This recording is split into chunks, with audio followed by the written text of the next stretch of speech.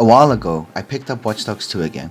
It had been one of my sleeper hits way back in 2016, and I had the urge to replay it, so that's exactly what I did. Along with it being way better than I remember gameplay-wise, its writing may be even more relevant today with the cultural shift happening now than when it was initially written. That being said, and I don't want to make any definitive statements here, especially because the game performed well enough to get a sequel, it didn't seem to gain wider appeal, well not any more than expected. Players back then and players now seem to really enjoy it, and yet other titles, especially other Ubisoft titles, seem to have picked up a much bigger retroactive following, which is a shame. Well, as much as a shame as it could be, considering it was a highly successful game at the time and has had a less severe drop-off than most other similar games.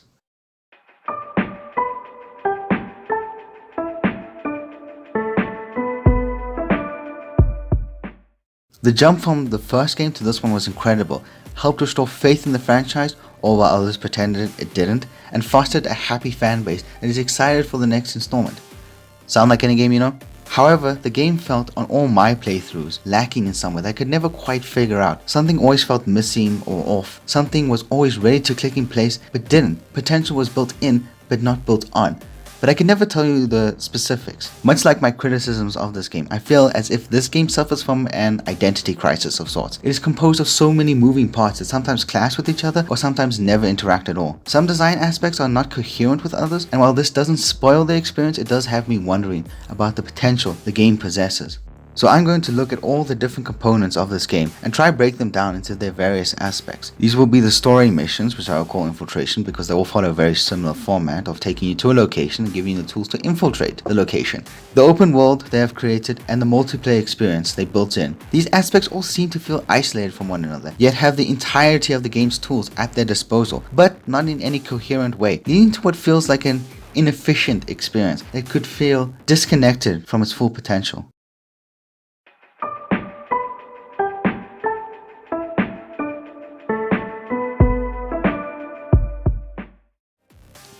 The main story missions are great. To their advantage, they all follow a similar pattern of infiltration. You start the mission close to or at the location. You're given an object or place inside where you need to interact, sometimes physically, sometimes with your tools, and then are asked to hold out in various ways until you can make your escape. That's almost all the scenarios for these missions. Only a few take you around the world, only in vehicles and only for a short while. And how you achieve the objectives is up to you. The game gives you a multitude of tools for you to play around with regardless of what you're currently doing. However, some tools are more helpful in certain scenarios than others. These tools include various hacking tools, weapons both lethal and not, the RC obtained early on, and the drone, which can be purchased later for a hefty chunk of change. At least hefty in terms of the early game. The ideal use of these tools for infiltration missions, however, are stealth based. It is more useful to approach the missions in a stealthy manner to avoid being bogged down in a shootout in one area before you progress. The RC and the drone are great recon tools here that are incredibly fun to use. They'll help you plan by marking your enemy's positions, hacking into some controls for easier access, and even help pick up some items. Once the recon is done, the hacking tools can be great to interact with enemies when you're on the move because it helps to distract them and to use the hackable elements to your advantage, even to cover your escape, be it stealthy or not. Lethal weapons can be helpful in a pinch, like maybe towards the end of a mission, but often it will most likely just alert the enemies to your presence. At that point it turns into a shooting gallery, and while you can use more lethal gadgets that you acquire, the rooms often are not open or fluid enough to make it fun, especially with the less than stellar gunplay.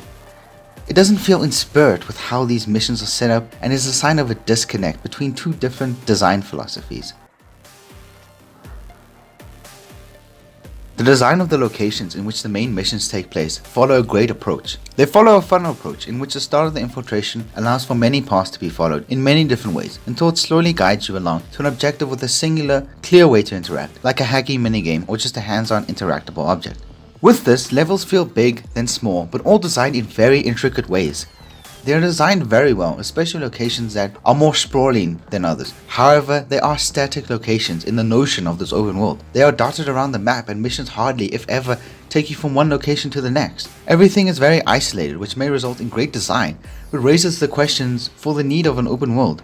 Specifically because of how the missions are structured and seemingly disconnected from each other and the rest of the open world.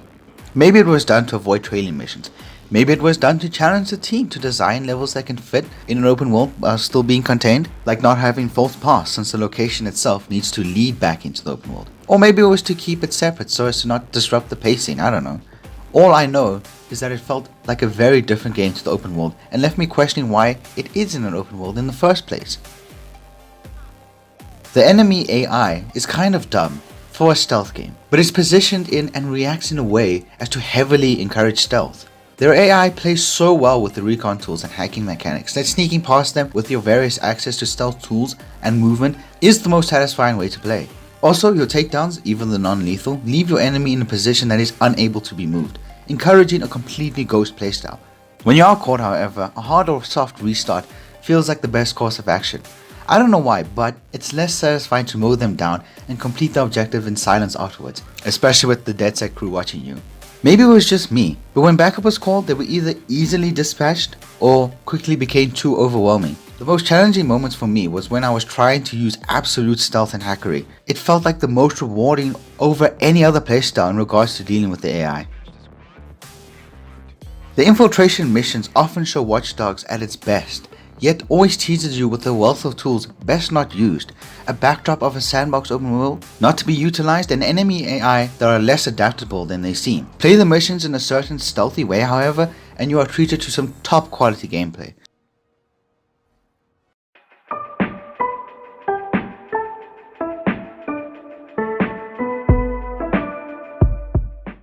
The open world is packed to the brim with unique Ubisoft style of insane detail and atmosphere. There's so many colorful, interesting, atmospheric and distinct locations throughout, it can genuinely feel like you're exploring different games at times. This always had me curious and eager to explore and create my own scenarios for all these locations.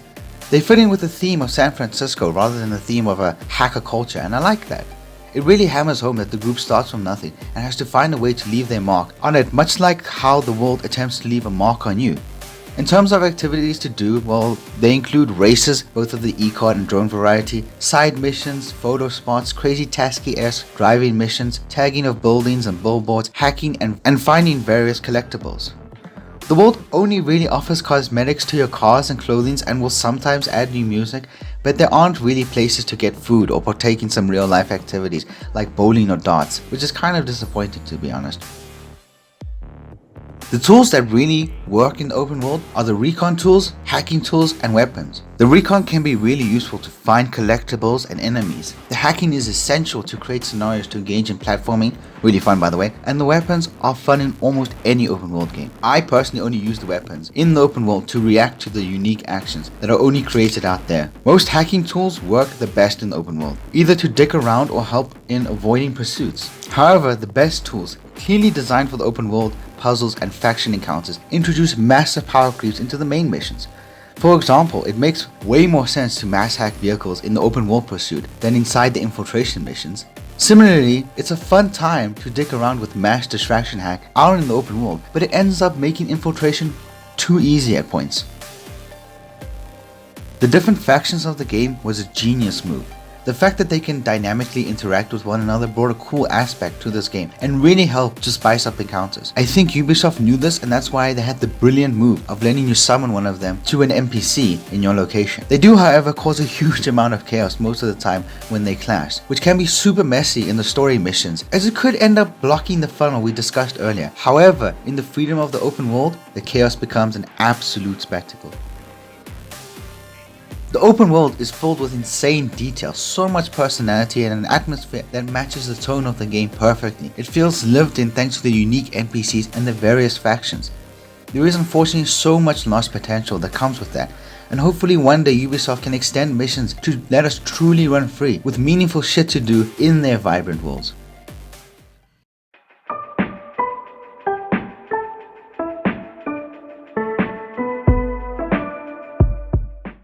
The multiplayer aspects of Watch Dogs are certainly unique, born out of the cyber hacking nature of the games. My favorite is a hide and seek hacking minigame in which you, disguised as an NPC in another player's world, locate said player and start hacking. They are alerted to the fact you're in the area the game has created, and now a game of hide and seek ensues. There are other modes with various degrees of involvement with another player, like one where you help the in-game police chase down a player, and even missions to join in and take down an objective cooperatively. Some modes trim the fat off the main missions, and some give you and the other player opposing objectives and just let you go wild with it. The best part about the multiplayer is the unpredictable nature of it all. This is where all the tools at your disposal come in handy. Things can change at any moment, so adaptability is king, and Ubisoft certainly provides you with a wide array of tools, allowing you to pull off incredible moments against your opponent as you and them keep ramping it up until one of you is victorious. The worst part about the multiplayer is the unpredictable nature of it all. You have all these tools at your disposal, but you never know if you're going to need them or not. Some players who have never played another game besides this one since it came out will find ways to one-shot you instantly, and on the other side of the spectrum, some players will just stand around, do nothing, miss a few shots on some NPCs, or just leave. It can either be too high octane or the most boring thing ever. Either way, what you can do is limited by the small sections of the map you're forced to stay in, the inability to use multiple tools without instantly winning or losing, and the seriously cut down nature of some missions. Multiplayer catches a glimpse of what this game could be like at full potential, but ultimately feels flat. It captures the best aspects of playing around in the sandbox of an open world only to limit the range you can explore, and it captures the best and most unique use of your tools at your disposal only to be limited by the short session times and the high skill curve when dealing with real players. The best of both worlds could not be captured in one, but instead they seem to shine ever so briefly before moving on.